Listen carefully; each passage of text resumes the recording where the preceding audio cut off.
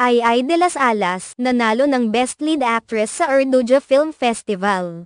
Nanalo si Ai de las Alas bilang Best Lead Actress sa 2024 Ardua Film Festival para sa kanyang natatanging pagganap sa pelikulang Litrato, na idinirek ni Louie Ignacio. Sa kanyang Instagram post, ipinahayag ng komedyante ang kanyang taos-pusong pasasalamat sa parangal at inilahad ang kanyang kasiyahan sa mga patuloy na sumusuporta sa kanya. Maraming salamat po sa Ardua Film Festival sa pagbigay ng pagkilala sa aking pagganap sa pelikulang Litrato na ginawa namin ni Direk Louie Ignacio. #BestLeadActress, ani Ai sa kanyang post, kung saan makikita ang kanyang kaligayahan at pagpapahalaga sa pagkakapanalo. Hindi nakalimutang magpasalamat ni Ai sa kanyang mga kaibigan at tagahanga na siyang naging pangunahing inspirasyon sa kanyang tagumpay.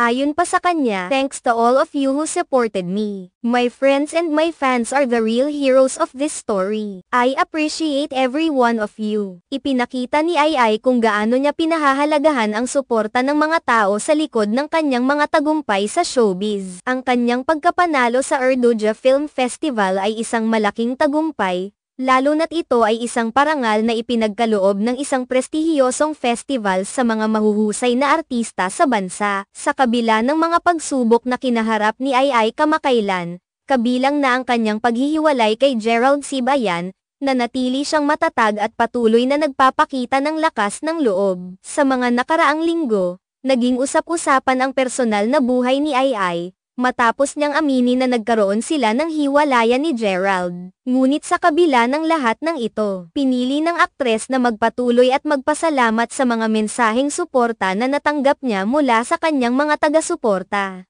"All this shall pass. God bless you all. Heart." Ang kanyang mensahe ng pag-asa at positibong pananaw sa kabila ng mga pagsubok na dumarating sa kanyang buhay. Ang pagkapanalo ni Ai sa Ardua Film Festival ay hindi lamang tungkol sa kanyang talent at galing sa pag-arte, kundi pati na rin sa kanyang katatagan at lakas ng loob bilang isang babae na patuloy na humaharap sa hamon ng buhay. Ipinakita niyang sa kabila ng lahat ng mga pagsubok, tulad ng personal na buhay at ang mga isyu sa kanyang pamilya, siya ay patuloy na umaangat at nagtatagumpay sa kanyang career. Mahalaga rin na tandaan na si Ai ay isang komedyante at aktres na hindi natatakot magbukas ng mga emosyonal na bahagi ng kanyang buhay sa publiko.